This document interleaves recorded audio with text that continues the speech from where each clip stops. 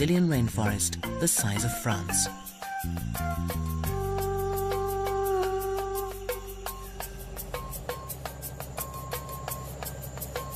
It takes a special knowledge to be able to pick out a new species from this vast sea of green.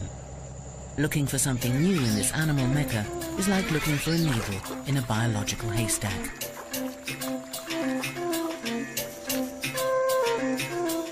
Why is it so important to find new species?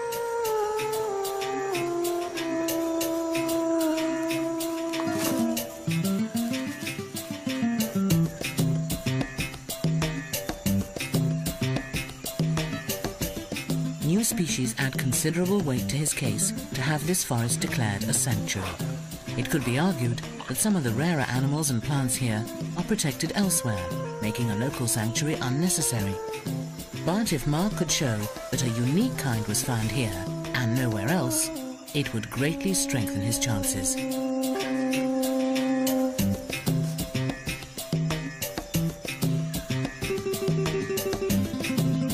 But how do you start looking for a new species of animal unknown to science? Mark has an unlikely source.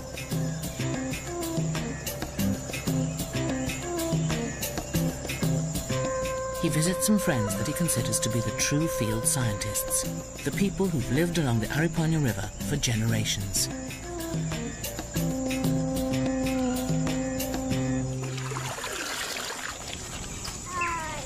They have contact with all sorts of animals, from macaws to curassows, parrots to primates.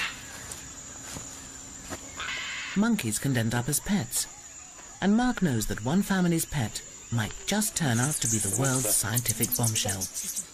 He regularly visits the villages or caboclos.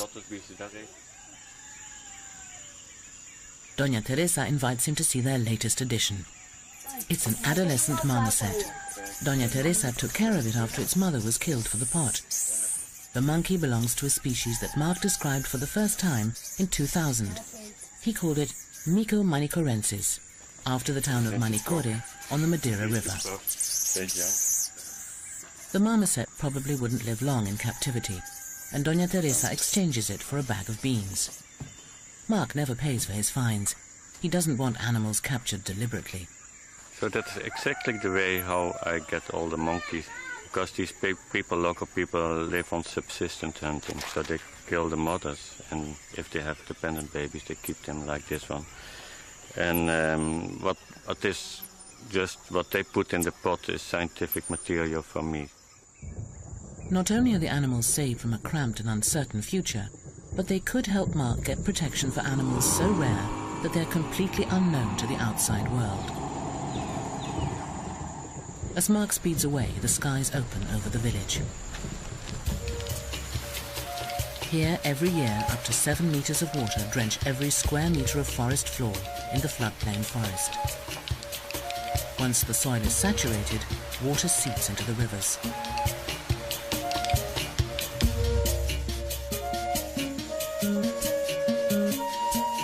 In some places, the water levels swell seasonally by over 10 meters, leaving nothing but the canopy stretching beyond the water's surface.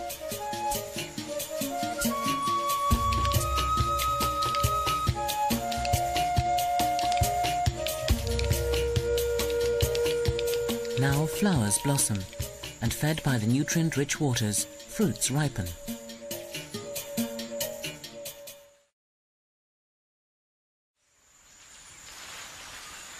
Creatures normally hidden in the depths of the forest and high up out of view descend to the floodplain to feed, making them easier to see. Among them the spider monkey, one of the largest monkeys on the continent. Spider monkeys are easily distinguishable. They have the longest tails in the monkey family, which are used like a fifth limb to swing through the branches. Living in large troops, they split into smaller foraging parties during the day, spreading out to find the best feeding spots. The similar-looking woolly monkey eats a more varied diet of insects and small animals, but also descends to enjoy the rich fruit bounty. With food in abundance, there's plenty of time for play. Above water, any creature would have trouble making their way through the tangle of branches. But beneath the surface, it's a different story. Released from the cramped confines of the river, fish disperse between the submerged tree trunks.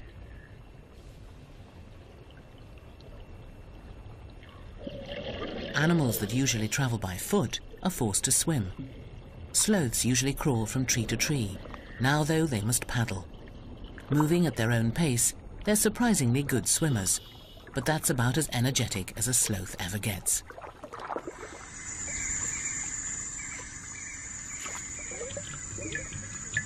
Other strange forms swim by, giants lurking in the murky water. According to legend, when sailors of old glimpsed these creatures at sea, they mistook them for mermaids. The resemblance is not very striking. These are Amazonian manatees or sea cows, one of a few species called sirenians. They look like whales, but are in fact closely related to the elephant.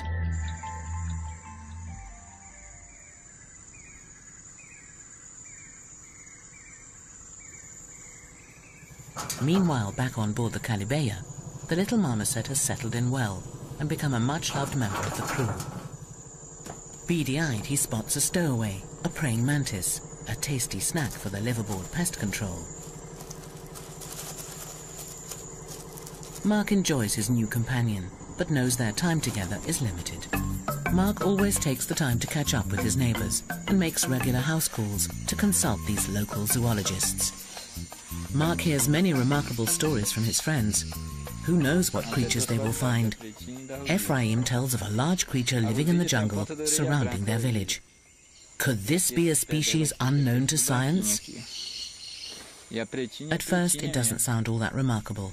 A tapir. According to the science books, just one species of tapir lives here, the South American tapir. Textbooks say 4 species of tapir live in the jungles of South America and Asia, the last members of an ancient family of animals related to horses and rhinos. The South American Brazilian tapir is the heaviest land mammal on the continent, weighing around 250 kilos. Tapirs all have the prehensile trunk, but the South American can be identified by the distinctive white ear tips and pale feet. But the animal Ephraim describes is half the size and jet black all over. If this were to turn out to be a new species, it would be electrifying. This may be the only place where the dark tapir lives, and without the knowledge of studies, it could be on the brink of extinction. It's vital to find out more, and that is Mark's mission in life. But the locals haven't finished yet. Peccaries look like pigs, but are more closely related to hippos. Science describes 2 species in the Amazon, the widespread collared peccary and the much larger and noisier white-lipped peccary. This species has a more limited range and moves through the forest in noisy groups of 100 animals or more. That's not what the locals see on their hunts. They describe 4 peccaries, including another white-lipped species that is redder in colour and has white feet, and another kind they call Caetitumunde, the giant peccary. Unlike other peccary species living in herds, the much larger Caetitumunde is only seen in small family groups.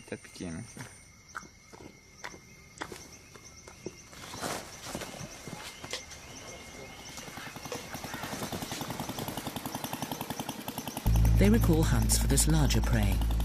The world of museums, biology and scientific journals means little to these men. They just want to make sure their children have enough to eat. They sometimes hunt the giant peccary. Like other members of its family, it aggressively defends itself, but an animal this size provides a lot of meat. No white collar, no white lip. Their dinner is a species completely unknown to science.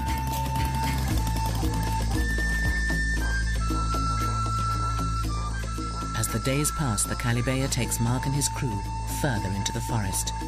What new surprises lie in wait?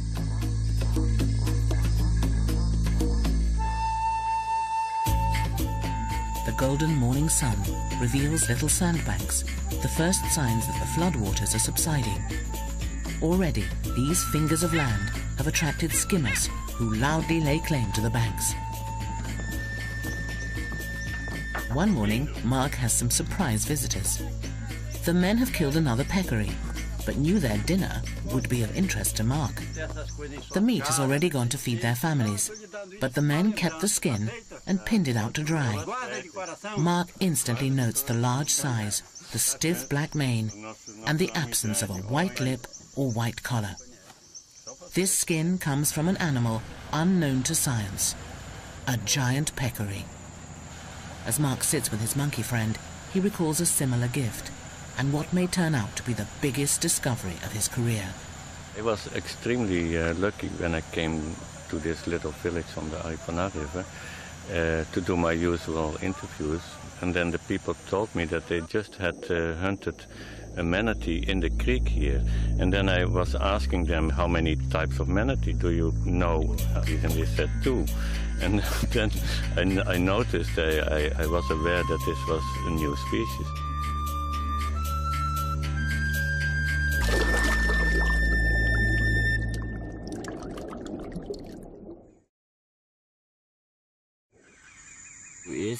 Frankie describes the animal killed. It was tiny, not much more than a meter in length, black with a distinctive white heart shape on its chest.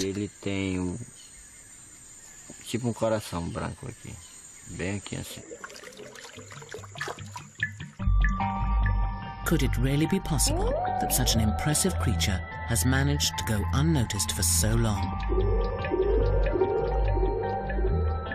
How might the dwarf manatee compare to its larger cousins?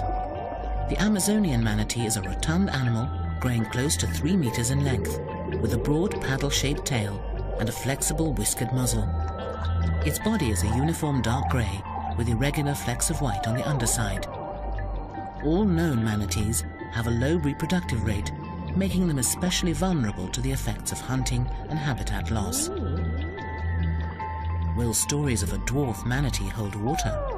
Or are they just another myth of the region? Mark left the village with more than just stories. Once again, the kind people of the Aripuanã let him keep the leftovers of their meal. Later, Mark is able to compare a skull of a common Amazonian manatee with his new treasure, the skull and jawbone of what he believes is a dwarf manatee. Although similar in appearance, there are finer details that tell them apart. So the most striking differences are the long elongated snout of the common one, and the small one has a very short trunk. Another striking difference is the brain case size. It's very narrow and in the common manatee, and then the small dwarf manatee has a relative much larger brain size. Francis guides Mark up the Aripuanã River to the creek where the manatee was killed, hoping that there might be more in the same area.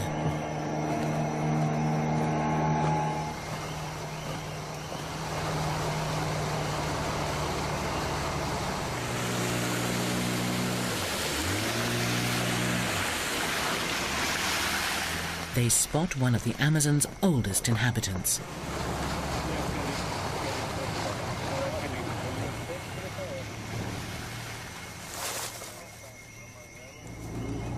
A bird whose ancestors rubbed shoulders with the dinosaurs. The hoatzin. Hoatzins are known locally as the smelly pheasant for the musky odor they produce. But these birds are a biological wonder, a visual aid to the process of evolution. The chicks still have prehistoric features, including claws on their wings, just like Archaeopteryx, considered widely to be the first bird. They use the claws to scramble through the branches in the flooded forest. The claws disappear before adulthood. Hoatzins are unique birds, with complex stomachs to digest tough vegetation. Special bacteria needed for this harsh diet is passed to the chicks from their parents. The hoatzin is a natural wonder and another threatened species in need of protection.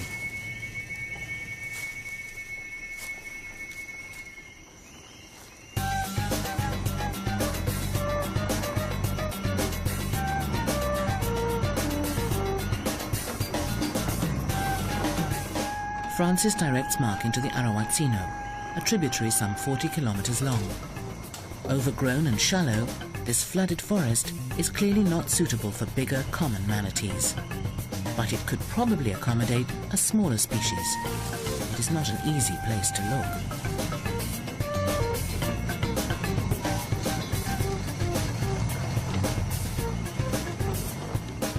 As a primatologist, Mark never stops scouring the treetops for monkeys. He spots one of the smaller residents of the canopy, a squirrel monkey. I learned from the monkeys how to survive in the forest and what you can eat and what you can't eat by observing them. They taught me how to make a living without killing any animal. Mark has become a vegetarian, mimicking the monkeys' fruity diets. Charismatic squirrel monkeys are among the monkey man's favorite subjects. The creek narrows with fallen trees forming barricades, but there is clearly lots of leaf matter. Could this be the food of the dwarf manatee? Dead wood lies across their path, but Mark won't allow such minor obstacles to get in his way.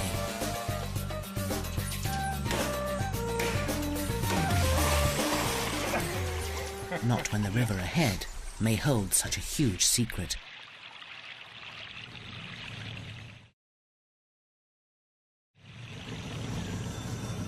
As the search for a new species continues, Mark hears a song that is music to his ears, the duet of titty monkeys.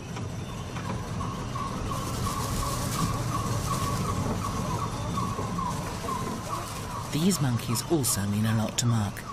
They were one of his earliest discoveries. He described them back in 2002.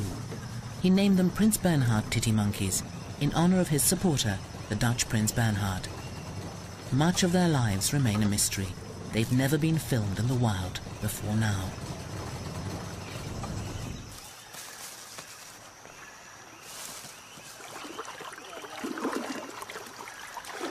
The end of the road. But at least Mark has samples of the dwarf manatee's food. This is about the fires we can get after all these logs over the river. But I'm happy to have seen the habitat of the dwarf manatee, because the local people in Francis, they say that the dwarf manatee is feeding mainly on these two species of Eleocharis grass. If this is true, it would make the dwarf manatee differ in its feeding behavior from its larger cousin. The Amazon manatee feeds at the surface on floating plants. It seems that the new species may be a bottom feeder.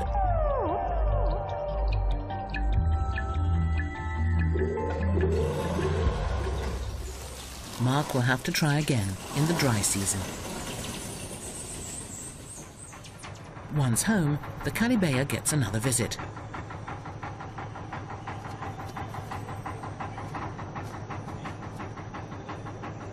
The unusual watchman announces their arrival.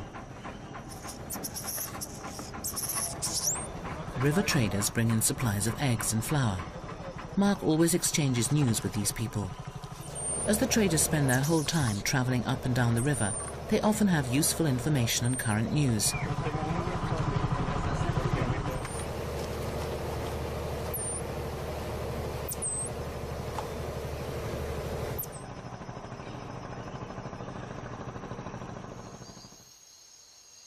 September sees a change in the weather. The huge floodwaters finally subside, revealing the forest floor once more. The Calibea's progress has slowed to negotiate newly emerging sandbanks.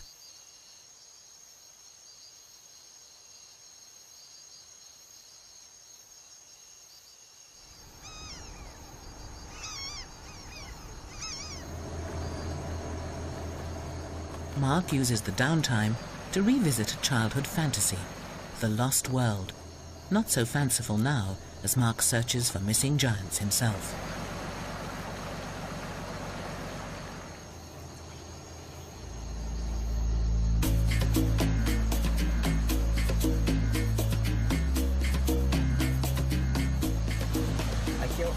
Calibea's captain weaves her slowly through treacherous sandbanks, some of which he can barely see below the surface.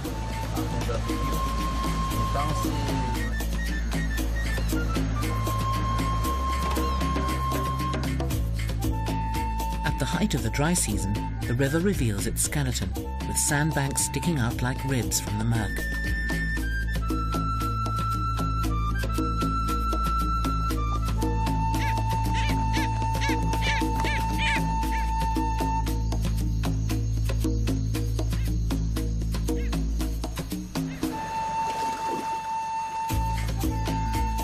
Ground nesting birds, such as nightjars, crouch on their nests to prevent the sun hard-boiling their eggs.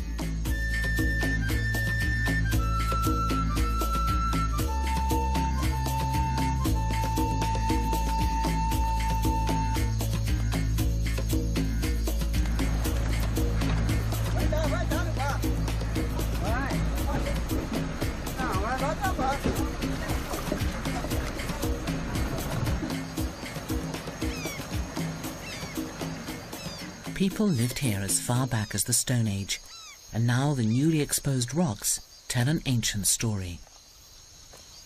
Here the Stone Age Indians clearly depicted a manatee. Here's the tail of the manatee, and here's the head.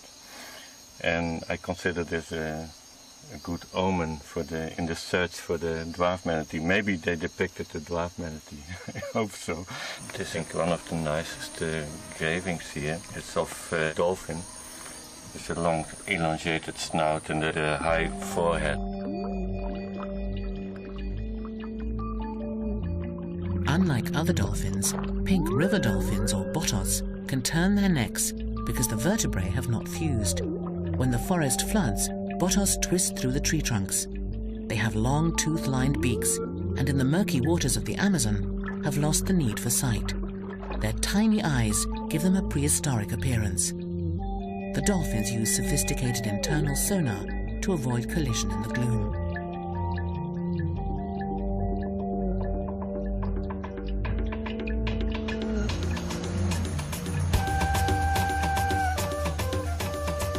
Sonar doesn't prevent collisions above the surface, though. The Calibea has run aground for the 4th time. It takes a little patience and some careful navigating to get them back on track.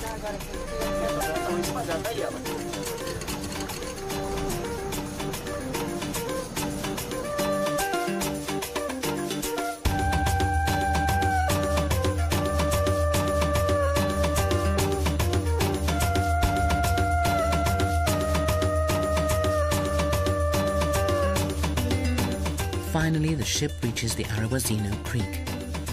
Home, Mark believes, to the dwarf manatee. It snakes back into the heart of the mysterious rainforest. Could secret creatures live here, hidden from human eyes?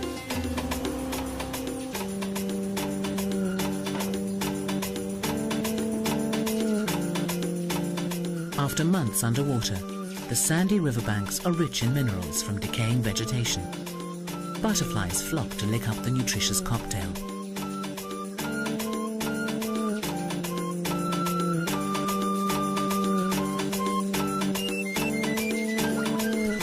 The water is refreshing to drink as well, despite its off-putting colour. Mark is anxious to press on in his search for the dwarf manatee. A find this size could draw international attention to the region, perhaps creating pressure to give it official protection, saving not only a new species, but protecting the habitat of the monkeys that Mark so loves. With that fresh inspiration, he presses on in his search. Francis joins him again, along with his brother Ephraim. Logs and branches clog up the creek. Progress upstream is frustratingly slow. It's a bit of a helter-skelter ride, and they keep the chainsaw close at hand.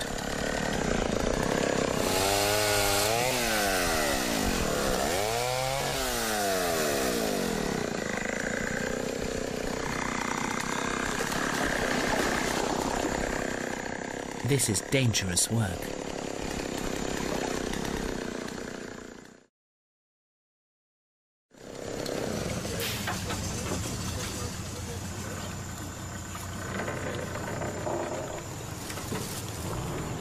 Francis spots one of the logs they cut just a few months ago, in the rainy season. It shows just how far the water level has dropped. some 4 or 5 meters. The speedboat's engine shatters the peace of the rainforest, disturbing the inhabitants. They spot an empty den, but the owners are nearby. The 3 men stop to get a closer look.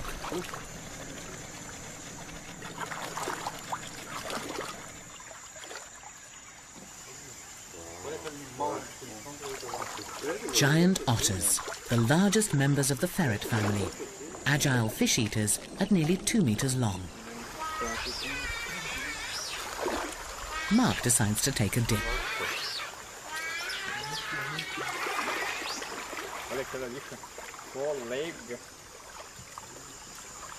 Giant otters live in large family troops and call loudly to each other through the forest. Once a common sight in the Amazon basin, hunting for pelts has greatly reduced their numbers. The otters seem reluctant to approach the bather, so Mark takes a look at their home instead. Otters don't always dig their own dens. Sometimes they find a natural cavity, such as this one, in the roots of a tangled tree. Butterflies have gathered on the den floor, perhaps absorbing minerals from the otter's urine or oil from their last fishy meal.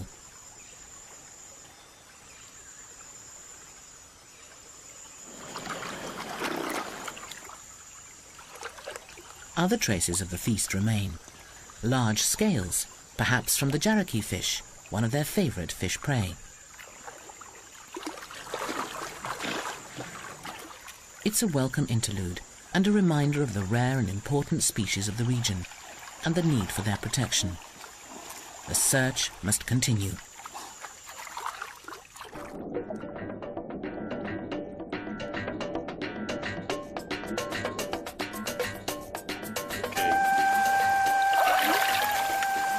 Vamos.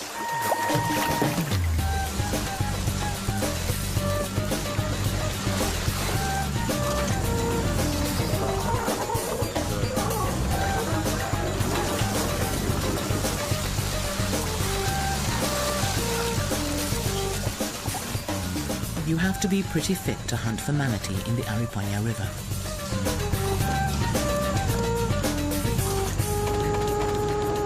Only small caimans could live in this shallow creek. The spectacled caiman grows to just over 2 meters, but unlike its relative the black caiman, it's unlikely to attack humans.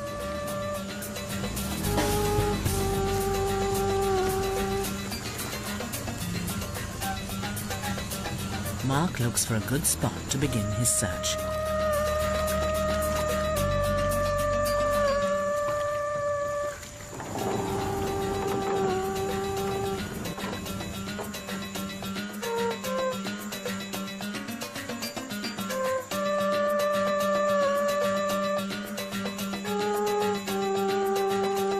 With a likely-looking area selected, the men string a net across the river. They hope that if a manatee is travelling downstream, they'll be able to corral it, holding it in a netted part of the river for a few days, giving Mark a chance to examine it and confirm the discovery.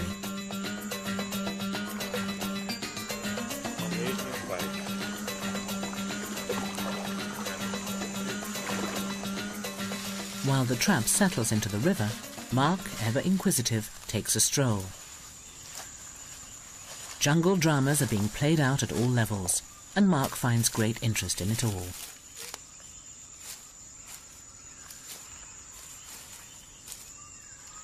From the animals to the plants on which they live, he even spots a new species that he found just a few months before.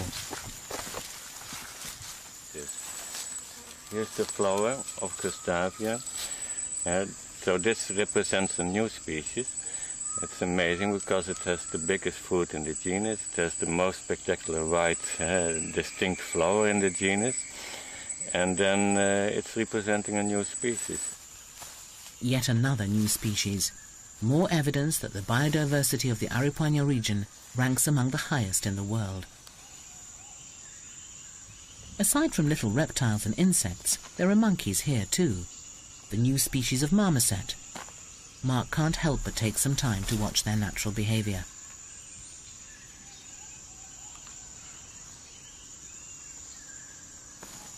Like most marmosets, this new species appears to live in close-knit family groups, each defending a territory of their own.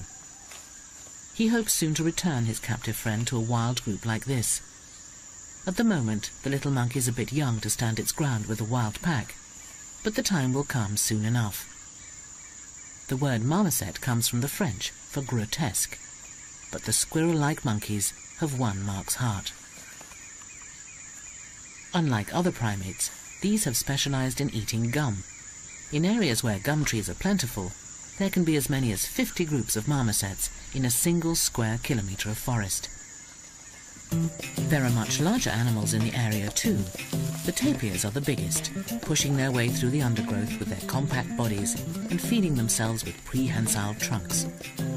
This is the common species. Maybe others lurk in the forest.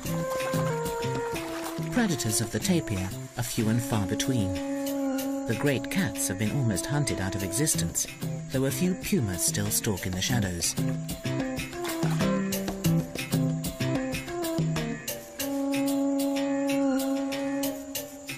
This is the same kind of mountain lion that ranges from Florida to Patagonia. Unlike many cats, these jungle dwellers are quite unafraid of water.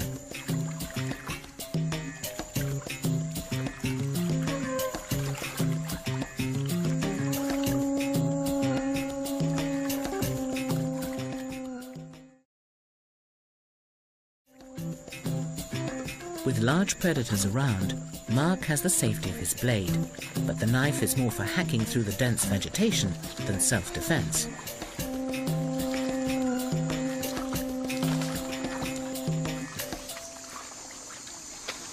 We set the second fence about 1.5 kilometers upstream, but we saw a place where they recently had browsed the Eliogaris grass. Francis tells Mark how the dwarf manatee feeds. So in July he saw from a distance that all these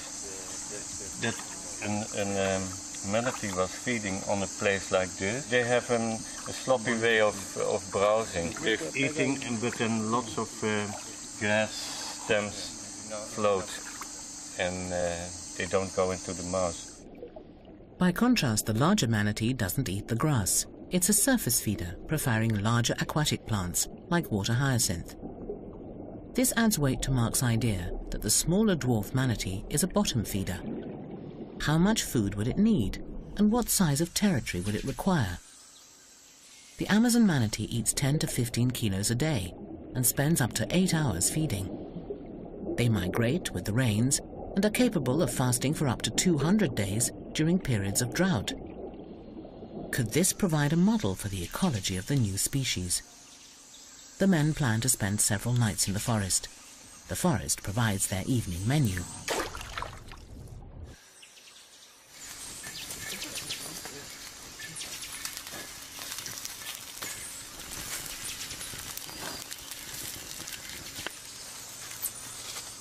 Watched over by his little companion, Mark catches up on some research.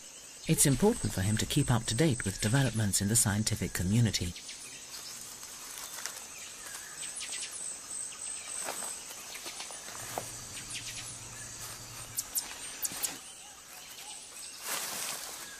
It's easy to nod off when serenaded by a chorus of frogs and insects.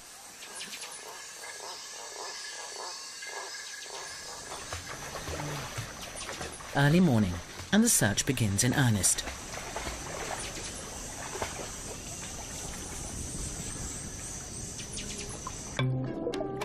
The men scour every pool. A few months ago, these fish dispersed through the flooded forest. Now, in the low river, they swim in tight shoals.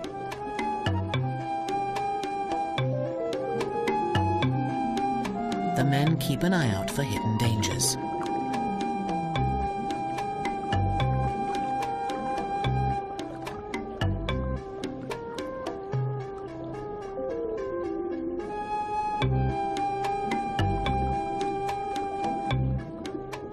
Mark spots a stingray, despite its superb camouflage of sand and stillness.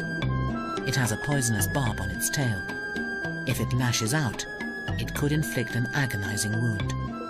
It's nearly 1 meter across, but quickly disappears again under a fine dusting of sand.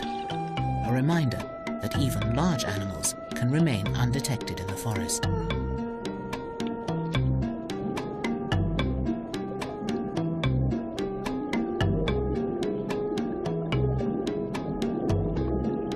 A kilometre and a half later, they reach the downstream net, but hours in the water have taken their toll.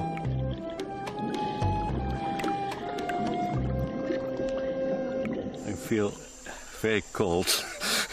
I'm totally undercooled, and it shows how you can almost freeze to death in the rainforest. After 1.5 hours diving and looking under the logs and in the deep pools, we didn't find any manatee. But we have good hopes that tomorrow we go another few kilometers upstream. The men dismantle the lowest net and set up again further upstream. They work in this way for 1 week, covering some 12 kilometers of river. On one trek through the Iguapu, they discover signs of another large animal, the biggest feline predator in the Amazonian jungle. And it has recently sharpened its claws.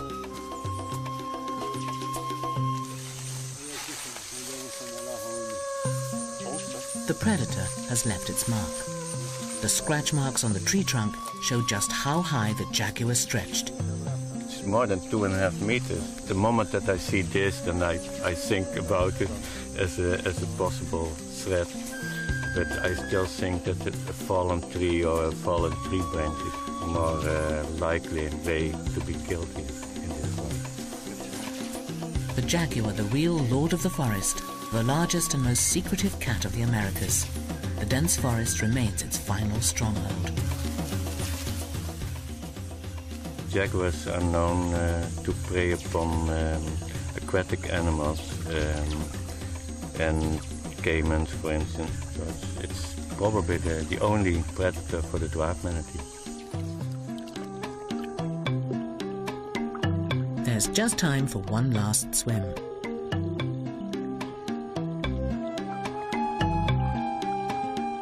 Plenty of small caimans, but no dwarf manatees.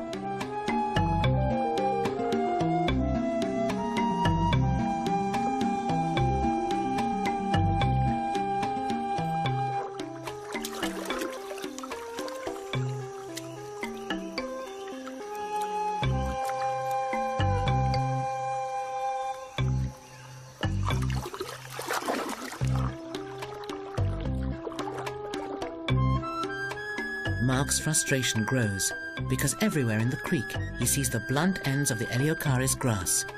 He believes only a manatee would chomp the grass like this.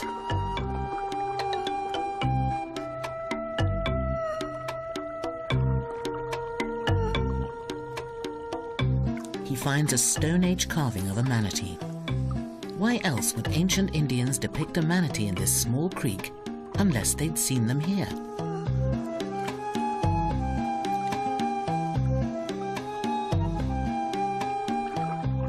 All too soon, they reach the lower net. The search is over.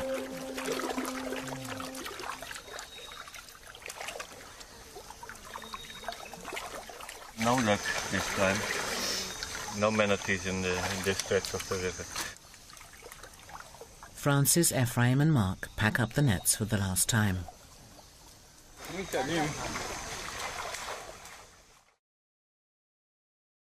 The mission is over for the time being. But while they're deep in the forest, one important task remains. Time for one member of the family to say goodbye. Mark had never planned to keep his little stowaway and has decided that it's time to return him to the forest. It will be wonderful to see him back in the wild. If Mark hadn't intervened, it would have stayed tied up in a village hut and would not have lived for long.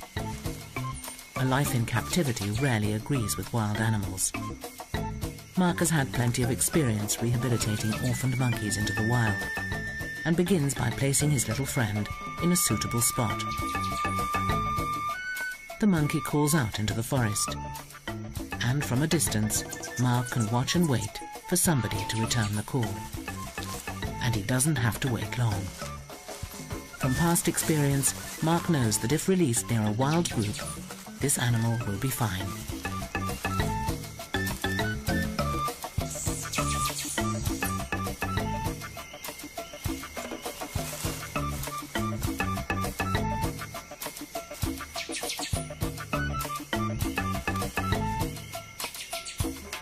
Confident that the troop will now adopt and care for the youngster, and that the little monkey is big and bold enough to stand up for himself, Mark releases him.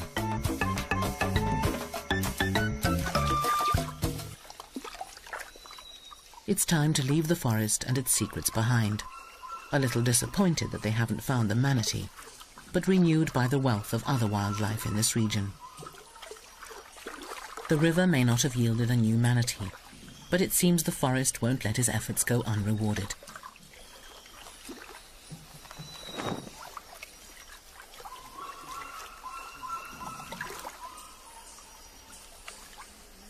A vulture abandons its meal, an agouti. Mark has never seen this species before.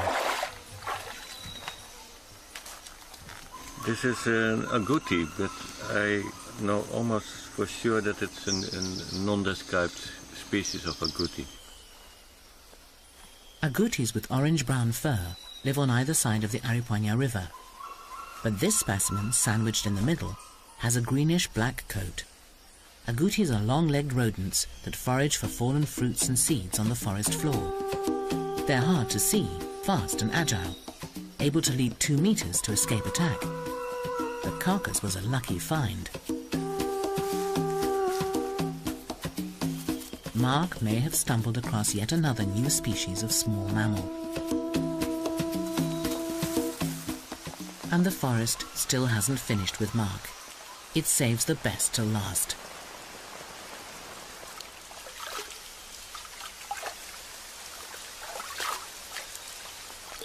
A light shower forces the men to rest for a day. Francis and Ephraim tell Mark of a nearby wallow, which they believe will attract animals from the forest.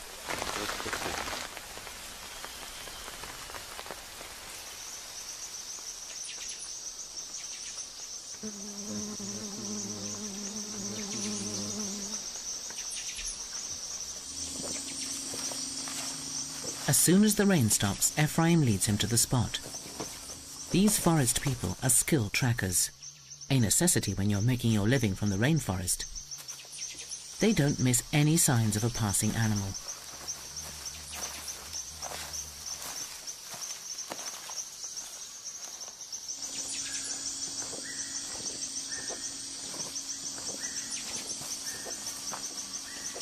Among the fresh prints, Ephraim notices something that sends a shiver down Mark's spine. A large hoof print. This wasn't left by a white-lipped peccary, or by a collared peccary.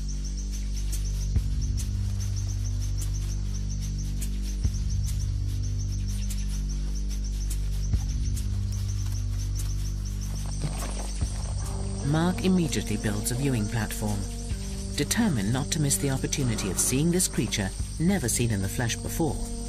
The peccary, known to hunters, yet still unknown to science.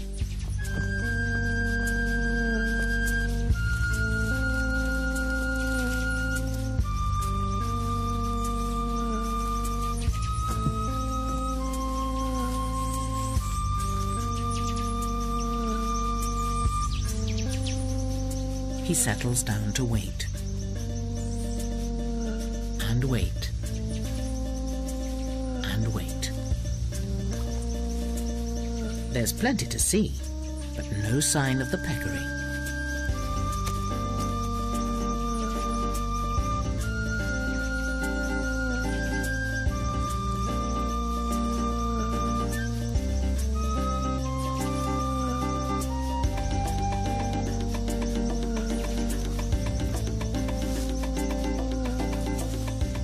At last, his patience pays off. A large animal edges nervously into view. It doesn't have a white lip or a white collar. A giant peccary. It has a stiff black mane, like the skin the hunters gave Mark.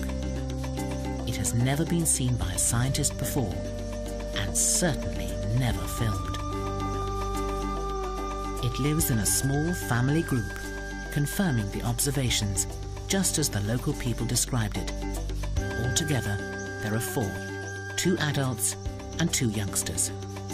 Mark, utterly thrilled, takes in every detail. Not only does he get the chance to examine a living animal, but it's being filmed for the first time. Typically for peccaries, the animals are wary. Being one of the larger prey species, they're a favorite meal of jaguars and other larger predators, including man. Then, just minutes after they arrived, the giant peccaries begin to move on. Yeah, I'm so happy now because after sitting here for ages on the platform, I finally got some nice footage of a whole family of the new species of peccary. So now I can publish this new species. So I'm extremely happy, and I leave this platform as soon as possible with my treasure. This gives Mark all he needs to announce his discovery to the world, yet another new species. Yet in spite of its natural wealth, this area is not included on a conservation map. This area is so special that I think it deserves to be declared by UNESCO a World Heritage Site. Having finally captured the elusive giant peccary on film, Mark was able to reveal this new species to the world. He hopes to argue the case that this amazing biodiversity deserves protection, both for the species we know and those that we are yet to find. And above all, he will keep searching and fighting with skill, tenacity, and an untiring passion to preserve the wonderful world of his beloved monkeys. Mark van Rooselen, the species hunter.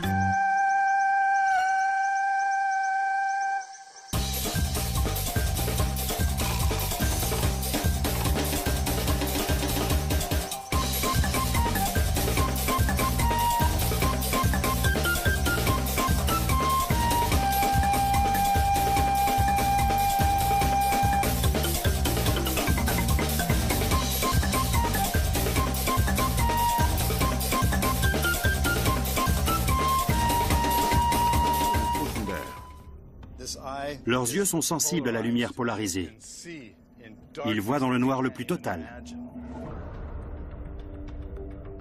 Les calamars géants se déplacent en expulsant violemment l'eau à travers un entonnoir musculeux. Ce sont des animaux extrêmement rapides. Comment les cachalots font-ils pour les attraper? La caméra nous permettra peut-être de le découvrir.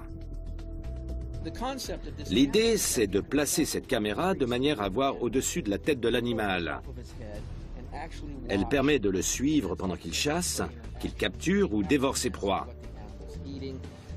C'est pratiquement l'unique moyen de savoir ce que font les animaux qui plongent à ces profondeurs. Rendal a déjà fixé des caméras sur le dos de requins-baleines. Il a ainsi découvert qu'ils attirent les petits poissons et leurs prédateurs.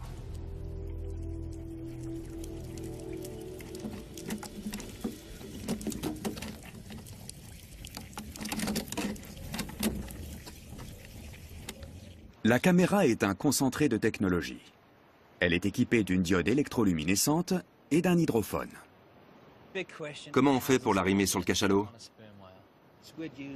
Les calamars géants utilisent des ventouses pour saisir leurs proies et les attraper. On utilise nous aussi des sortes de ventouses pour attacher notre matériel. C'est un peu l'arroseur arrosé. On va la coller sur notre proie. Oui. Cette approche n'a que des avantages. On obtient les données voulues sans blesser l'animal. Pour approcher les cétacés, il faut s'avancer en canot à moteur. En général, ils se déplacent en groupe. Il suffit d'en apercevoir un pour localiser tout un clan. 5 degrés à tribord, à 300 mètres. La ventouse et la caméra sont reliées par un câble. Elles sont fixées au bout d'une perche en fibre de carbone de 8 mètres de long. Ryan et Rendal vont guider la perche. Diane manœuvre le canot et Willem surveille la force d'aspiration de la ventouse.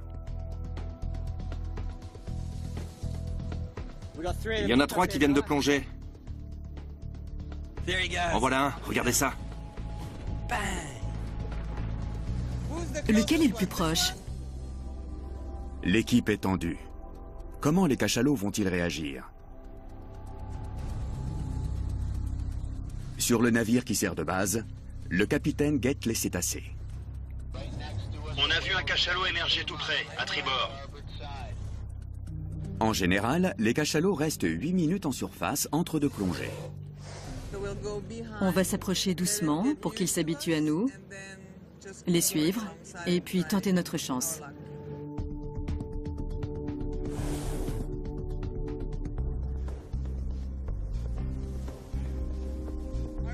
On est prêt? Je pense que oui. C'est bon pour toi? Reste là. Attention à ne pas le toucher. Ne bouge pas. Il est parti. On n'a plus qu'à recommencer. Ce cachalot s'est vite échappé. Un autre sera-t-il moins timide? Un deuxième candidat émerge à 100 mètres de là.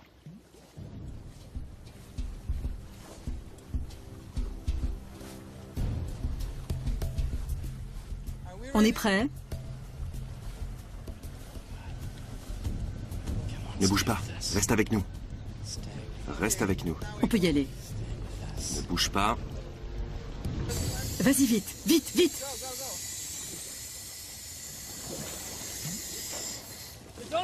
Ça y est! Ça va? Ouais. La deuxième, c'était la bonne. On a eu du bol. Une sacrée veine, oui. Le voilà! Il aime pas ça. Je n'ai pas vu la caméra. Elle est puissante, cette ventouse. C'était énorme. Je crois que c'est bon, là. Oui, c'est bien accroché. C'était vraiment magique. On s'était fixé une mission et en 20 minutes, on l'a menée à bien. L'inconvénient, c'est que ça ne plaît pas au cachalot. C'est juste une ventouse, mais ça le gêne.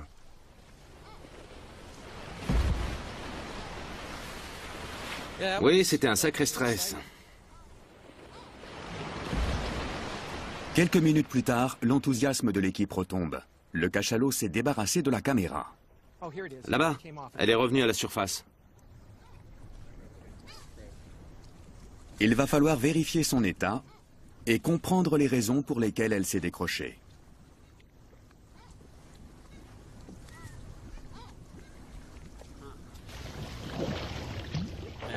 Il faut revenir à bord pour vérifier que la ventouse fonctionne. L'équipe découvre aussi que l'opération n'est pas sans risque. J'ai eu peur qu'on soit renversé. J'ai cru que Ryan avait été touché, qu'il avait reçu un coup sur la tête, alors j'ai agrippé son t-shirt pour le retenir. Heureusement, il avait juste perdu l'équilibre. Mais on a eu chaud. C'est pas très agréable. La queue du cachalot est arrivée sur Rendal et moi à une vitesse foudroyante. Si on avait réagi quelques centièmes de seconde plus tard, je ne sais pas ce qui serait passé. Il faut qu'on revoie notre plan d'approche et qu'on se montre plus prudent. On a tendance à oublier à quel point ces animaux sont puissants. Bob Cranston, lui, est bien conscient du danger. Quand on nage avec les baleines, il y a une zone de danger que j'appelle l'arc de la mort. C'est l'intervalle qui sépare la nageoire pectorale de la queue. Si vous vous retrouvez entre la pectorale et la queue, et que celle-ci fouette l'eau d'un mouvement latéral, elle peut vous arracher la tête, vous briser la poitrine ou vous casser les côtes. Bref, vous faire passer un sale quart d'heure. C'est ça l'arc de la mort. Ça ne va pas être facile de trouver un autre cachalot. On va en trouver près de l'île, c'est sûr et certain. San Pedro Martyr est une île volcanique. Les eaux qui l'entourent comptent parmi les plus riches du monde. Cet océan est très prolifique parce qu'il est froid. L'eau froide contient plus d'oxygène. En plus, le coefficient de marée est très puissant. Avec le mouvement de la mer, les nutriments sont remués 2 fois par jour.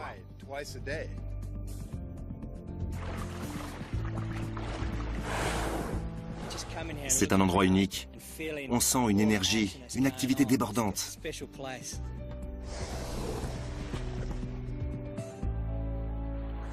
Le golfe de Californie abrite au moins 20 espèces de baleines et de dauphins.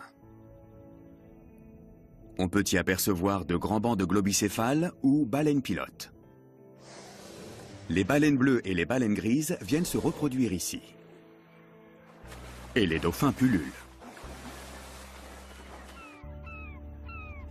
Une aubaine pour les spécialistes des mammifères marins. Diane passe énormément de temps en mer. Elle cherche à comprendre la place des baleines dans cet écosystème.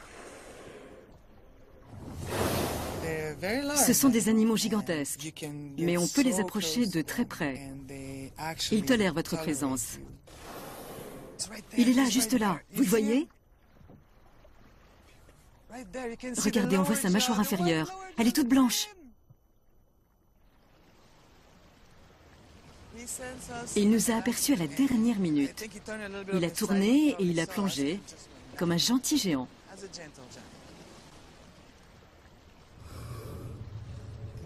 On sait très peu de choses sur eux. La moindre découverte est un événement. Les cachalots sont très nombreux dans le golfe, plus d'1 millier. Mais pourquoi? Il y a une forte concentration de calamars géants dans cette zone. C'est sans doute pour cela qu'on trouve autant de cachalots dans le golfe.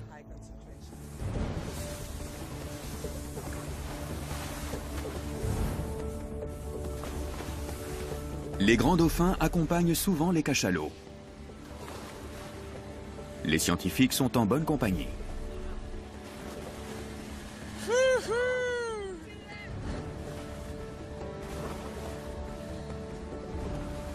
Il a fait un saut périlleux. Diane veut examiner la composition chimique de la peau des cachalots. Elle saura ainsi ce qu'ils mangent. C'est parfait là, c'est le bon moment. Les cachalots muent régulièrement.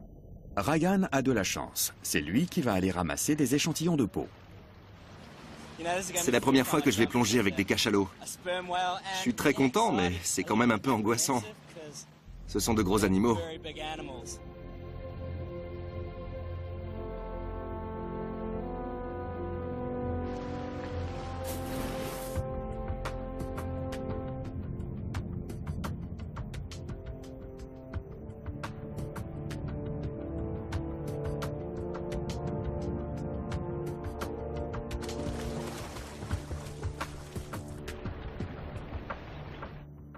Il a un bout de peau.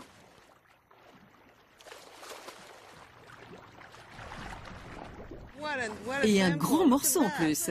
C'est formidable, Ryan. Je l'ai approché par derrière. C'était super. C'est parfait. Parfait. C'était génial de nager avec eux. J'ai sauté et j'ai suivi 2 ou 3 individus. Il y avait même un petit. C'est un sentiment indescriptible. C'est incroyable. Voilà à quoi ressemble la peau de cachalot. Elle est très sombre et très dure.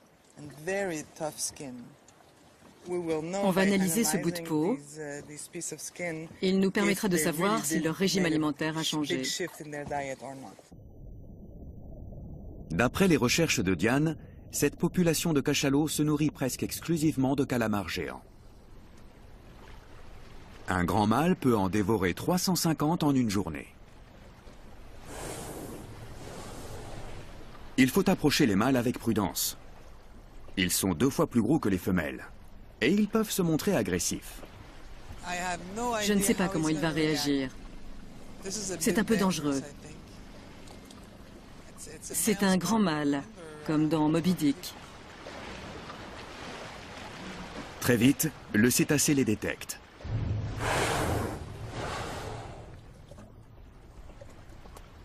Et à la différence des candidats précédents, il n'a pas peur. Au contraire, il les toise.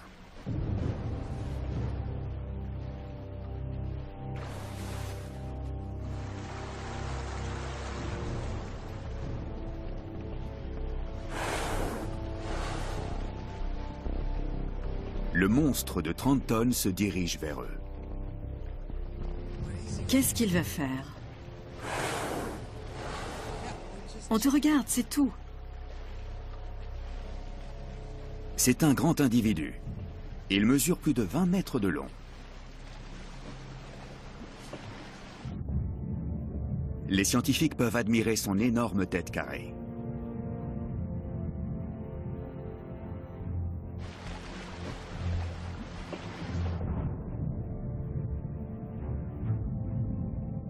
La peau des cachalots est très caractéristique. Elle est ridée. Il s'éloigne. Il était simplement curieux. Il est parti. À tribord. Il vient vers nous. Deuxième jour de la mission. L'équipe se trouve au milieu d'un cercle très animé. Ils sont énormes. Il y en a 3, là, là et derrière. Il y a des mâles partout. 1, 2, 3. T'as vu sa gueule grande ouverte? Ils se disputent un territoire. Mieux vaut ne pas tenter de les marquer. La réaction d'un grand mâle pourrait être plus violente, puisqu'ils sont 2 fois plus grands. Et je ne pense pas qu'on ait envie de voir ce que ça donne. Tu sais pourquoi Diane ne veut pas arrimer de caméra sur un mâle? Elle a peur qu'il revienne nous agresser. C'est vrai? Mais oui, bien sûr. Oui, ils sont dangereux. Si on tente le coup sur un mâle, il y aura seulement une plus grosse queue qui tentera de nous faire chavirer. Mais qu'elle soit grande ou petite, de toute façon, si elle nous frappe, on boira la tasse. Au fond, ça ne fait pas de grande différence. Je suis catégorique, pas de mâle. On ne sait pas comment ils peuvent réagir. Ils continuent donc de chercher des individus de taille plus modeste. Mais même un petit cachalot sera toujours aussi grand que leur canot.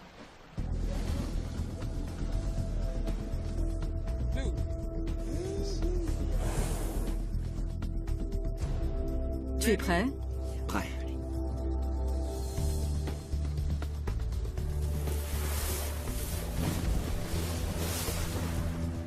Il faut tenter notre chance. On a loupé notre coup. On y retourne. On va chercher un autre groupe. Au moins, ils ne reviennent pas nous attaquer. La ventouse est moins agressive qu'un harpon.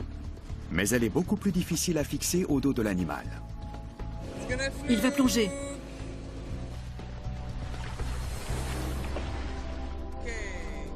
C'est la dernière chance de la journée.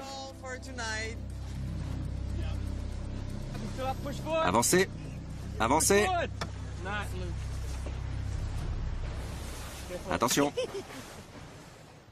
On réessayera demain. Le lendemain matin, la mer est calme. Une femelle se repose à la surface. Et elle n'est pas seule. Il y a un petit. Super. La mère se prépare à plonger.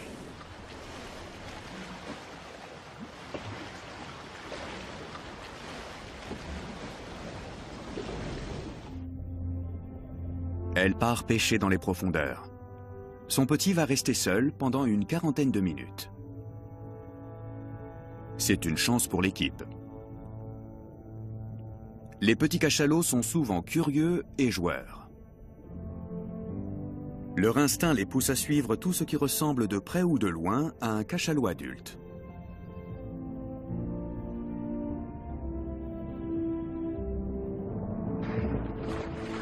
Ce petit pèse déjà 1 tonne et mesure 4 mètres de long. Il passe ses journées à respirer, téter et suivre sa mère.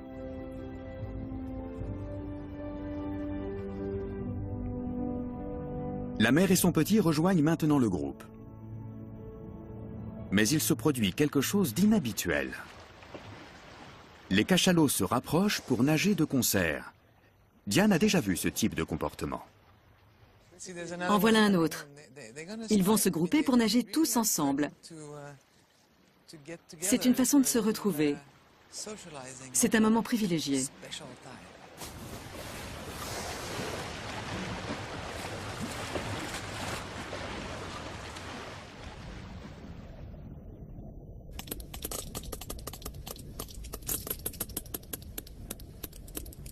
Les cachalots semblent apprécier ce contact étroit.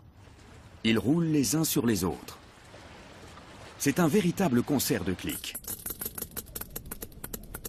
L'un de ces sons s'appelle coda. Ce sont des séquences de 3 à 20 clics. Ils servent à communiquer avec les autres membres du groupe. Un cachalot entend un son et le répète aussitôt.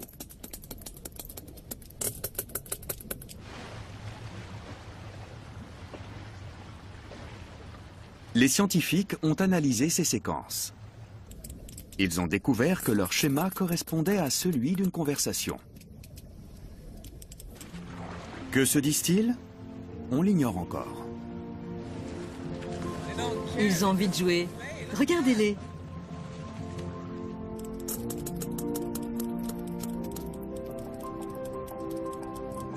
Ils passent un moment convivial.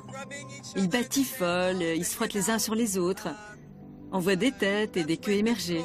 C'est dans ces moments-là qu'ils émettent des codas. Et là, on a vraiment envie d'aller sous l'eau, voir ce qui se passe. Mais pourquoi ils font ça? C'est le petit, je crois qu'il avait envie de jouer. Regardez, ils sont tous alignés. Avec des dauphins qui passent. J'adore ces moments-là. C'est merveilleux de les observer, d'être près d'eux en mer.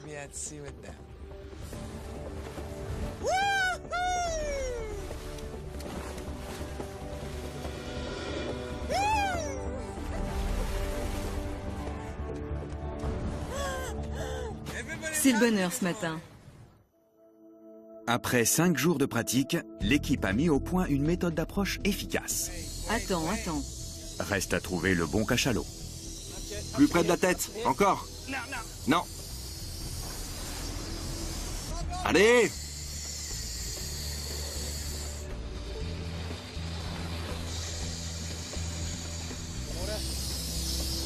Ça n'aspire pas.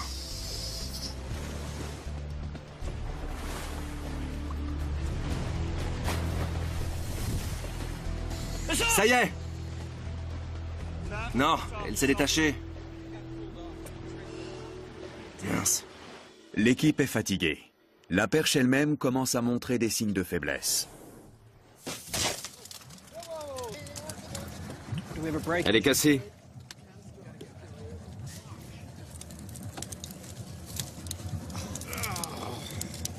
Attends. Vas-y doucement. Il faut rentrer. Ces cachalots ont cassé ma perche en fibre de carbone. C'est assez impressionnant parce que c'est vraiment difficile à casser.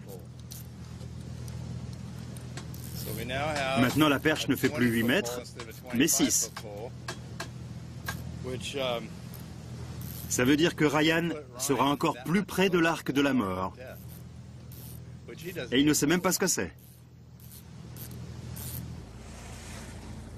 La perche brisée n'est pas la seule surprise de la journée. Il se passe quelque chose près de la surface. Des centaines de mouettes plongent dans l'eau. C'est un immense banc de sardines. Bob veut filmer cette intense activité. C'est une aubaine. Il y a des chances qu'ils disparaissent à notre arrivée. Mais si on arrive à temps, je pourrais peut-être faire quelques plans.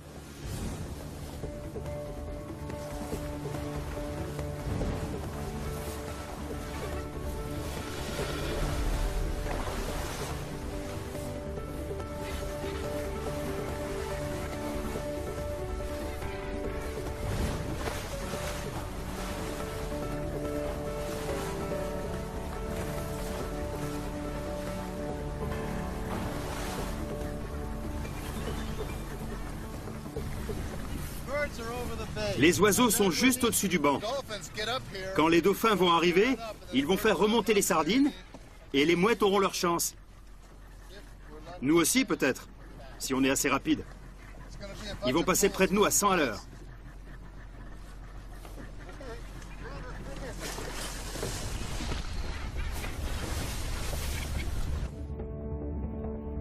Les dauphins ont repéré les plongeurs. Ils bifurquent pour les éviter. Par ici. C'est raté encore une fois. L'un d'eux nous a regardés. Et à part ça, on n'a pratiquement rien vu.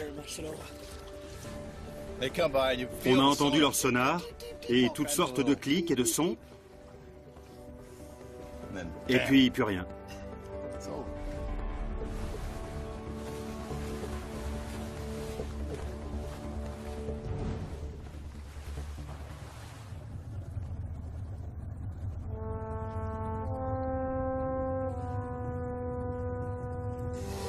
La nuit tombe. Bientôt, les calamars géants vont remonter à la surface pour se nourrir. Ryan veut équiper l'un d'eux d'un capteur. Mais pour cela, il faut d'abord l'attraper. Ça tombe bien, Bob est un expert. Un vrai pêcheur ne révèle jamais tous ses secrets, mais en voici quelques-uns. D'abord, on allume des torches. Et ça, c'est un leurre. Il est phosphorescent. Tu la charges à la lumière? Oui, on la charge à bloc et on la met à l'eau. Et voilà le bout de la ligne.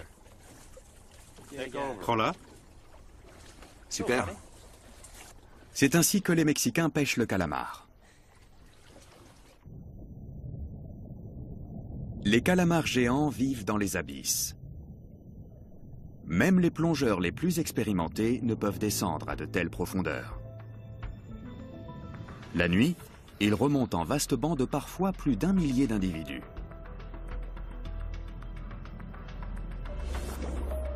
La croissance de cet animal vorace est extrêmement rapide. Bob s'est rendu compte qu'il était aussi très curieux. Ces calamars géants sont des machines à manger. Ils dévorent des poissons ou même leurs congénères. Bref, tout ce qui leur tombe sous les tentacules.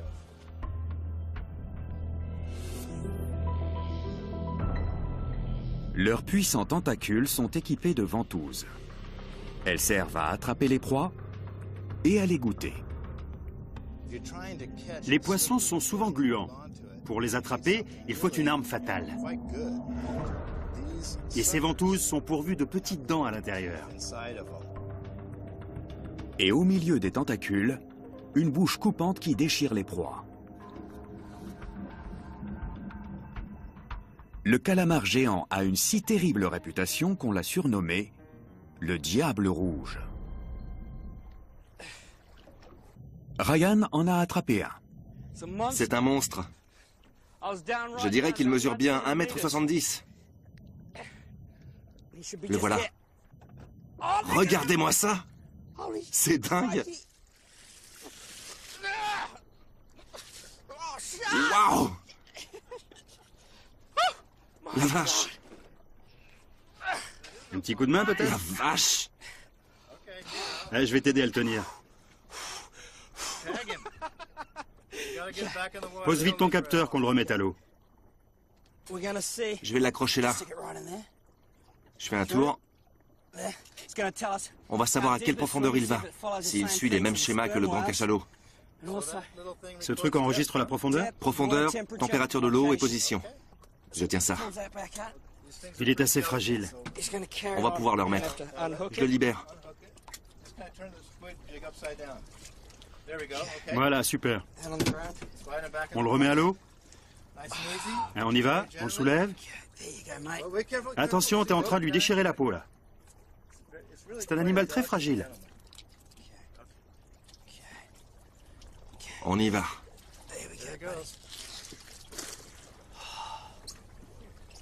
Allez, c'est parti. Il ondule, c'est bon.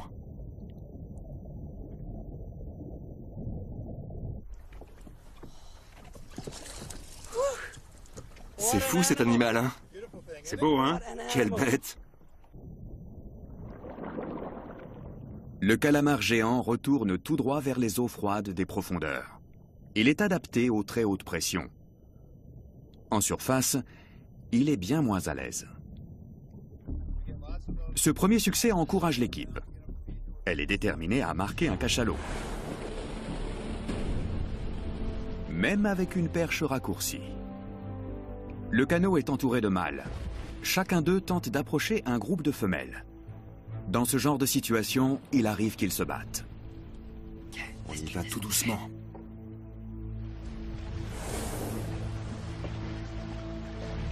L'un des grands mâles se détourne des autres. Le canot semble l'intéresser. Tu t'approches de nous? Je ne suis pas rassurée.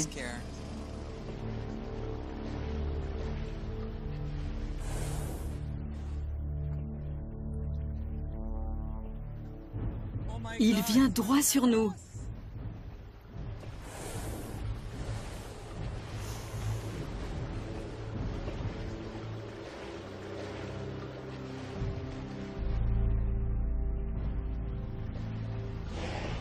Il va passer à côté.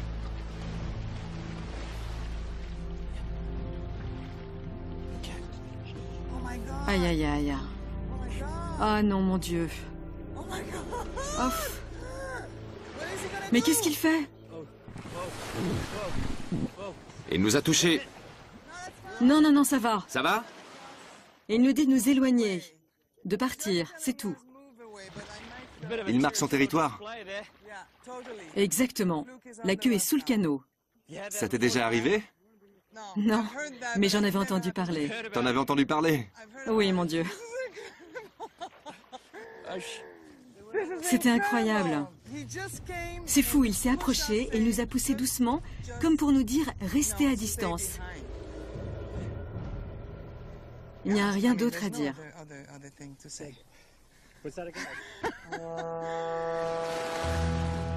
Ils l'ont échappé belle.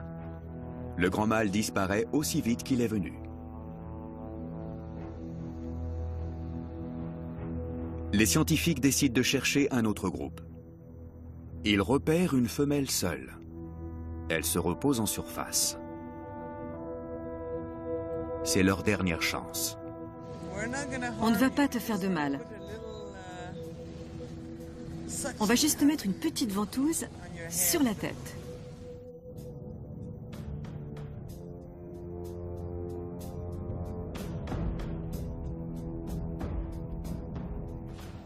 Encore quelques secondes.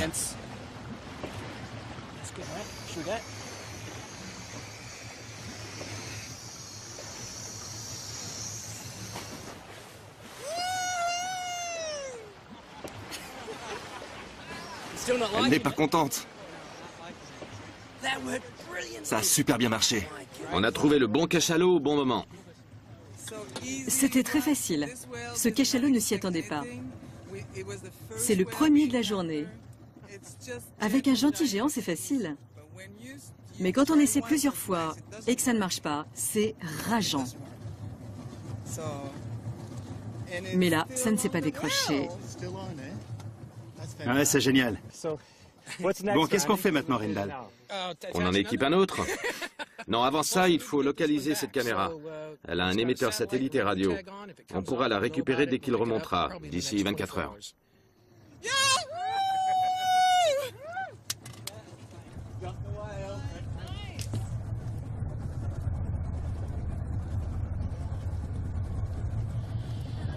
Le cachalot doit être dans les profondeurs.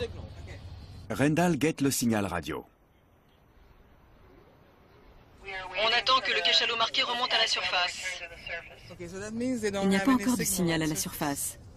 C'est une bonne nouvelle. Si la caméra s'était détachée, elle serait remontée et son émetteur se serait déclenché. Si on n'entend rien, c'est qu'elle est sûrement encore fixée sur l'animal. 10 cachalots sont remontés. Ils forment un groupe compact. On voit bien qu'ils restent ensemble. Mais si on regarde de près, on remarque que certains sont face à face. Est-ce une réponse à l'appel de la femelle marquée? Quelque chose les a poussés à se réunir rapidement. Ça, c'est ce qu'on appelle une unité sociale. Ce sont des femelles qui forment un groupe avec leurs petits. Elles vivent ensemble pendant de nombreuses années.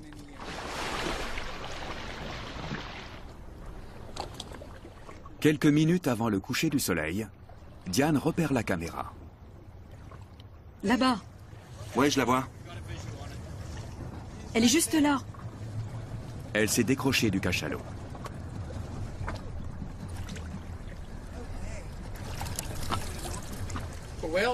Elle est restée en place pendant 1 heure. Pour un premier essai, je suis plutôt satisfait.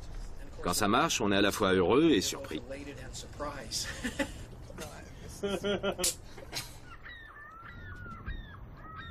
Tout le monde a hâte de voir les images enregistrées.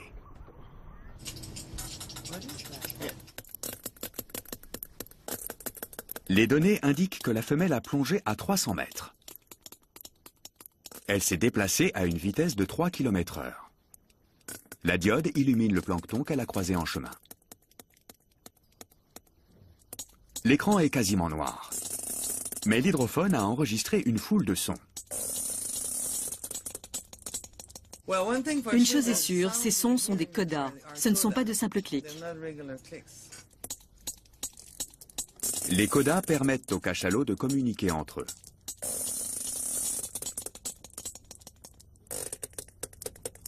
Le cétacé est ensuite remonté à la surface, vers la lumière. Et surprise, il n'est pas seul. Qu'est-ce que c'est? Il y a plus d'un cachalot. Hein. Regardez, il y en a un là. Ils nagent tous ensemble. Ils se tiennent très près les uns des autres. C'est magnifique. Il y en a un qui nage à l'envers. Il bouge à peine. On dirait qu'il plane. C'est bien filmé, hein. C'est fou, l'homme peut être remplacé par une ventouse. C'est incroyable. On en voit 5 dans le cadre. 6 même.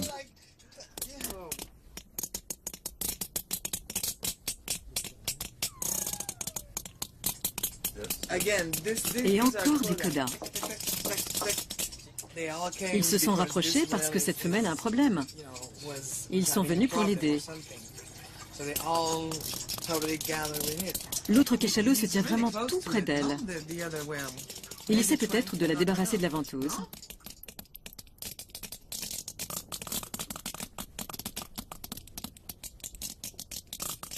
La caméra a eu le temps de filmer 1 heure.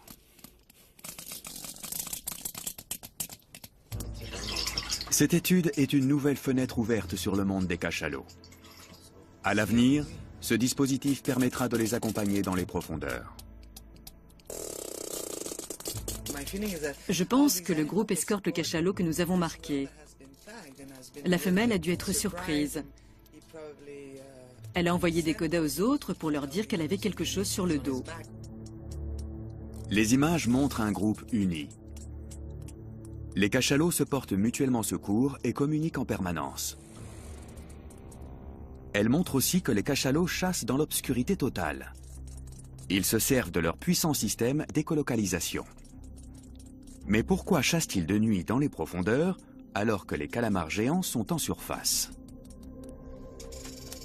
L'équipe a maintenant une petite idée sur la question. Elle a reconstitué la traque à partir de toutes les données collectées sur les cachalots et les calamars géants. Voici ce qui se passe. 18 heures. Les cachalots sont en surface. Ils se reposent et accumulent de l'oxygène dans leurs muscles. Bientôt, ils seront prêts à plonger.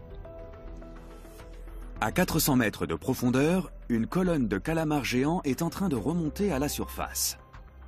C'est là que se trouvent leurs proies, les poissons. Chaque nuit, les poissons des profondeurs remontent pour se nourrir de plancton.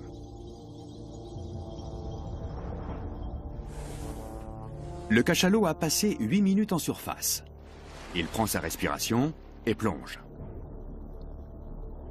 Il descend droit vers les abysses. Il ne marque aucun arrêt en chemin.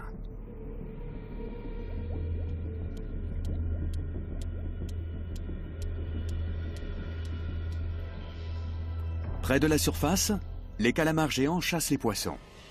C'est une activité épuisante car ils supportent mal cette eau trop chaude pour eux.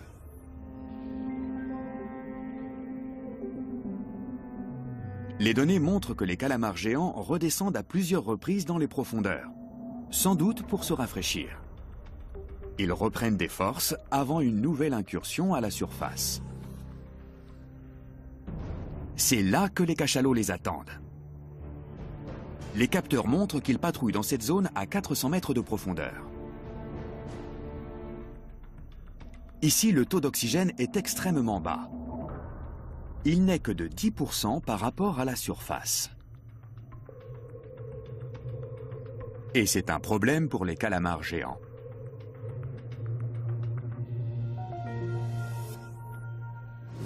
Les calamars géants sont d'ordinaire extrêmement rapides.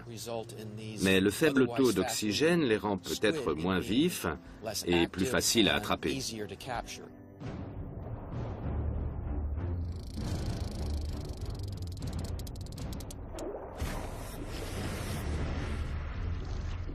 Les cachalots s'attaquent donc à eux quand ils sont les plus vulnérables.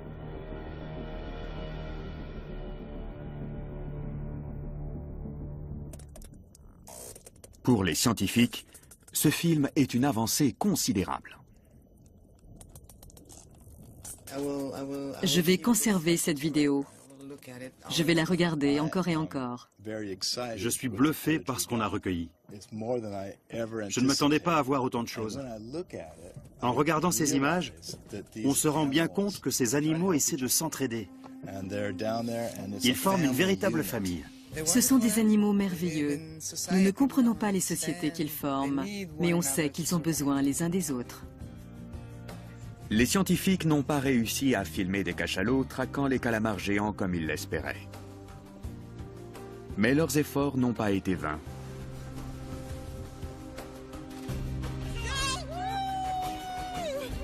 Leurs images sous-marines témoignent de l'incroyable solidarité de ces grands mammifères. De temps en temps, on a la chance de découvrir quelque chose d'inédit, quelque chose que personne n'avait jamais vu.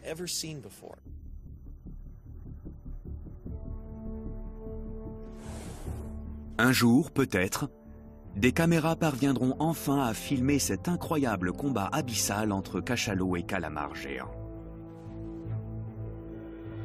Mais pour l'instant, son déroulement demeure un mystère.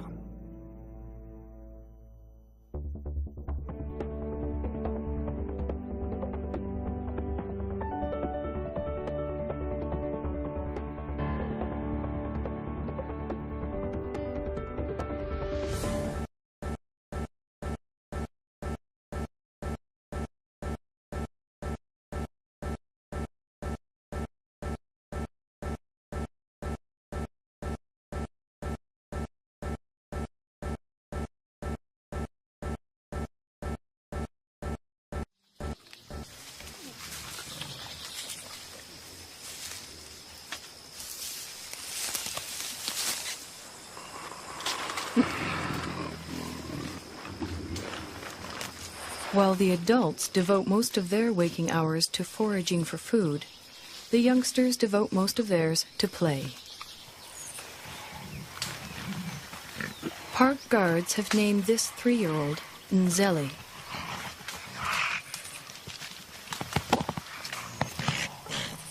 They call his friend Imvura.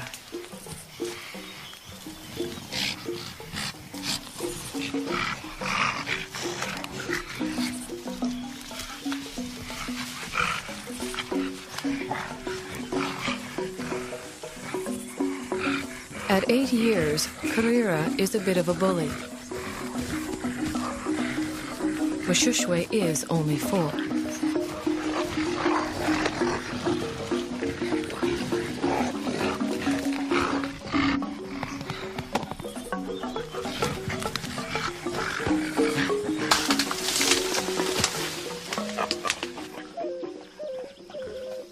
The games they play help the youngsters determine their status in the group.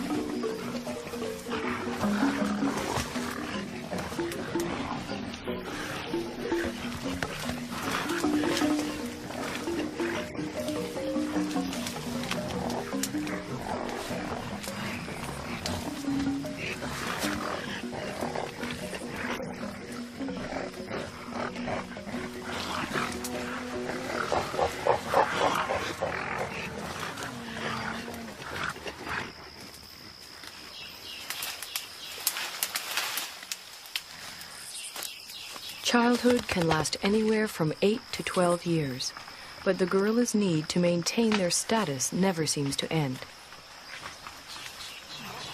Any opportunity to reinforce the hierarchy is seized upon.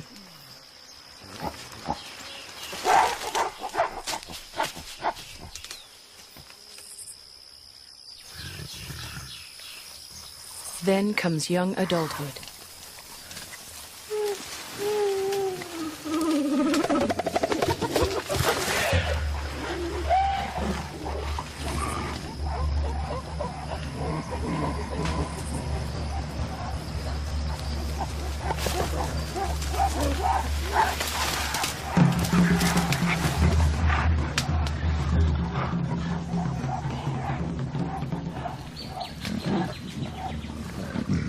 At 13, Intwari has the beginnings of a silverback and his first real sense of the power that comes along with it.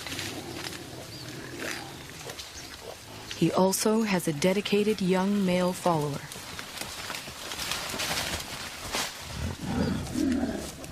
But what Intwari really wants is the attention and allegiance of the females in the group.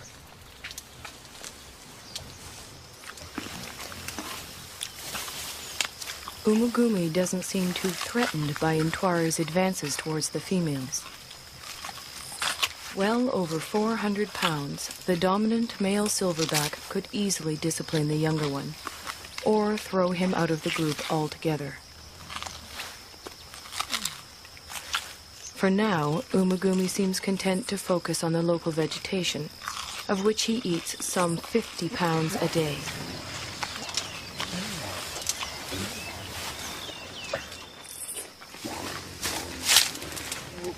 Mountain gorillas are mainly vegetarian, with a few ants and grubs thrown in for good measure.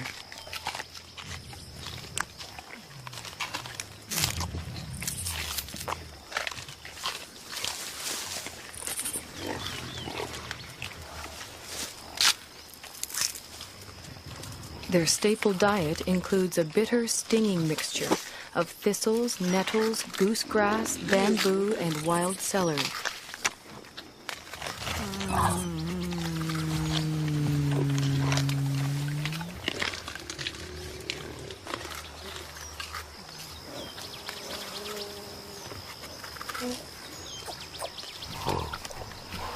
Although he has already begun to experiment with the food his mother likes to eat, Abumwe will continue to rely on her milk until he's 3 years old.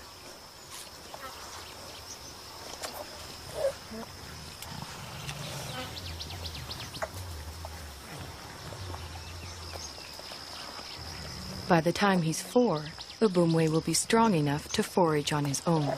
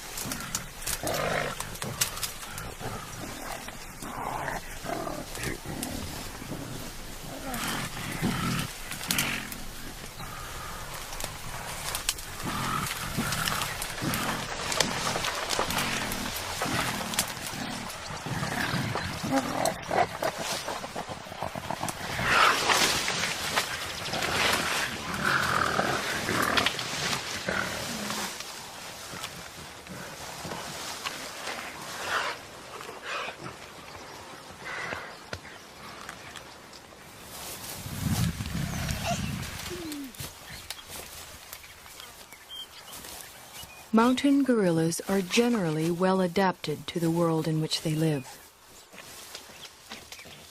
But however idyllic their home may appear, for the youngsters in the group, the mountains hold many perils. Many newborns simply don't survive.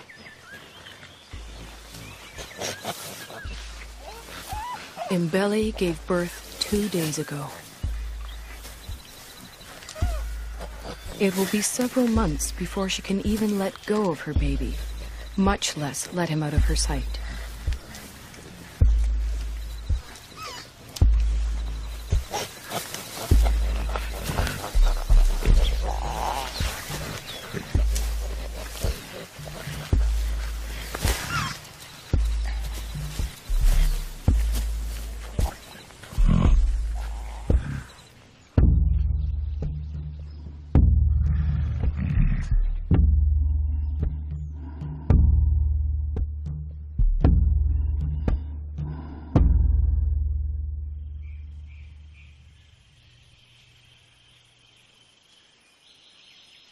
The mountain gorillas are more vulnerable than they know.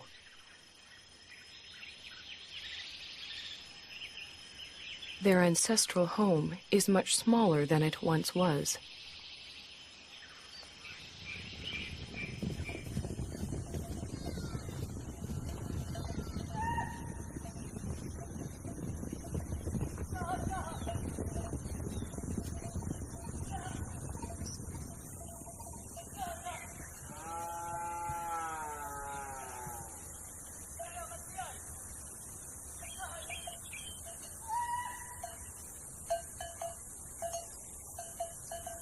All around them, human activity is increasing.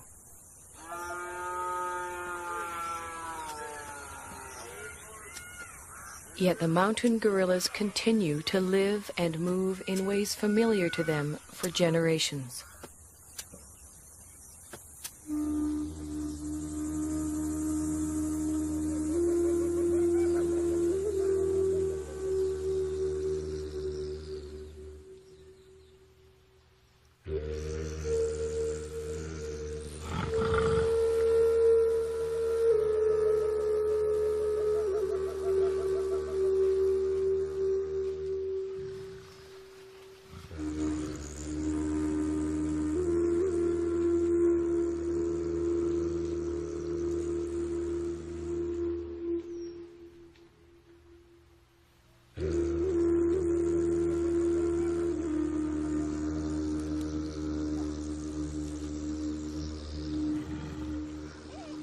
They do not distinguish between thistles and meadows that are inside the park and thistles and meadows that are outside it.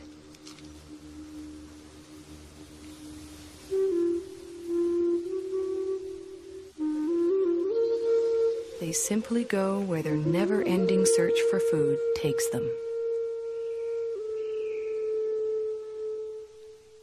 Only now they find others there.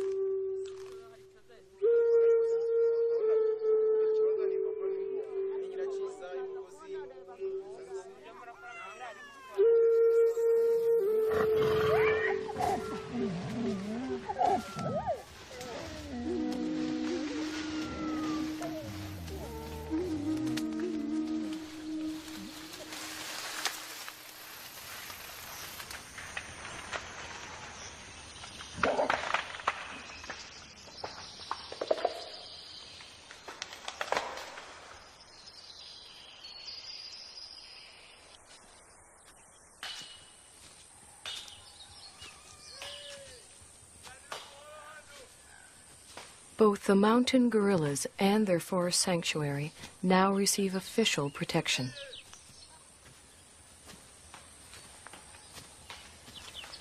Park guards and anti-poaching patrols go to the forest every day.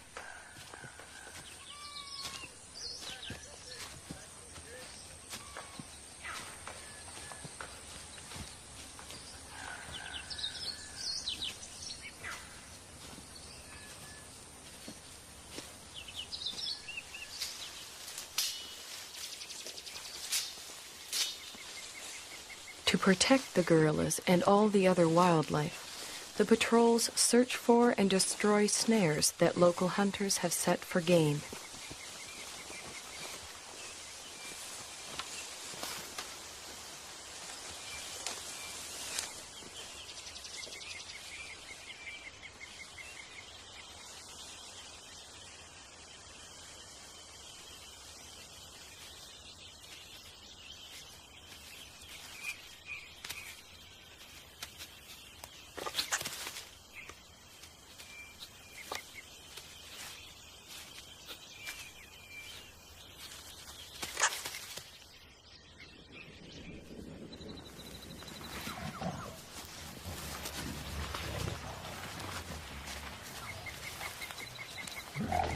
The guards search the forest, checking on the gorillas' whereabouts and welfare.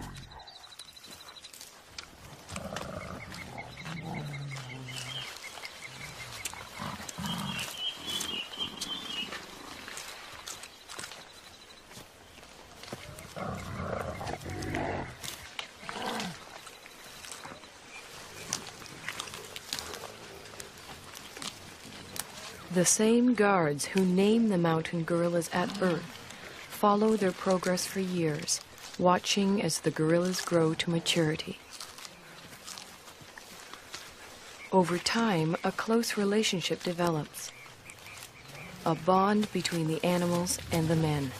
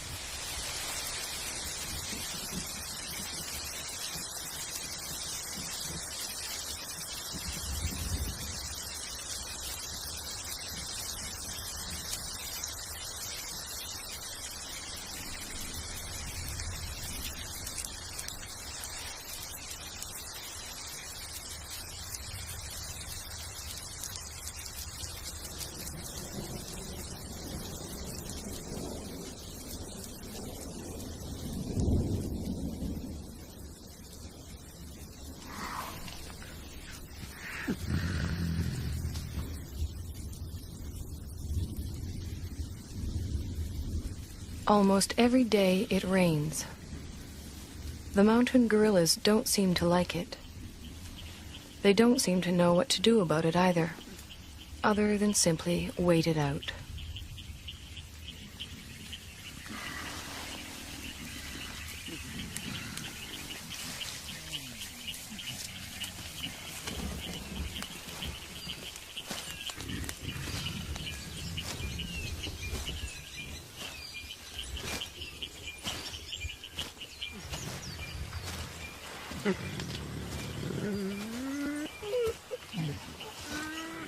At least the rain provides them with a rich supply of food.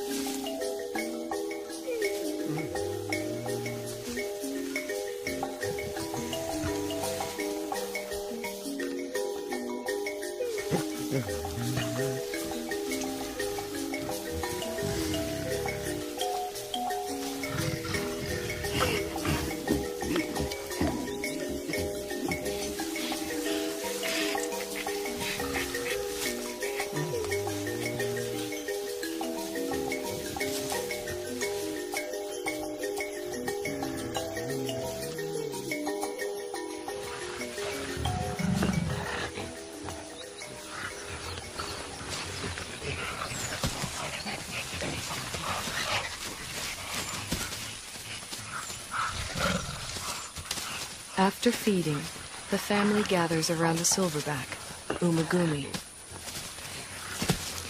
While the adults rest, the youngsters play.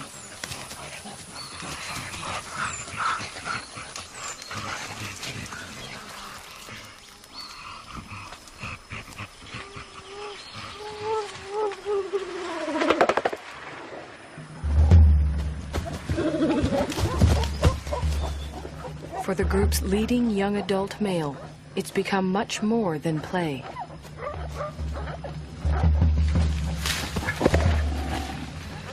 Left unchecked, Intwari's newfound strength could eventually tear the group apart.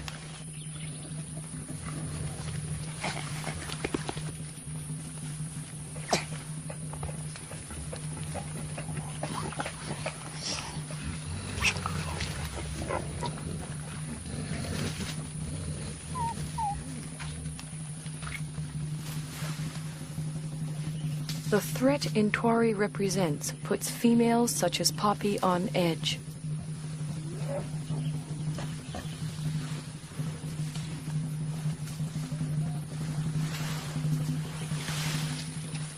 Determined to get some kind of reaction from the others, Intwari bites into an inedible plant and contemplates his next move.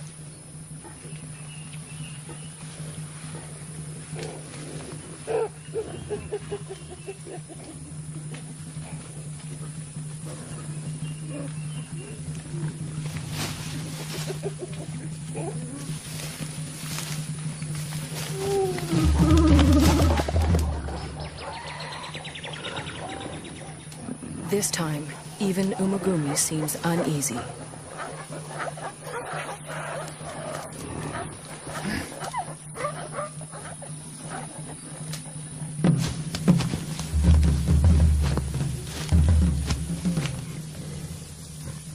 Intwari is presenting himself as their new leader, but the females don't see it that way.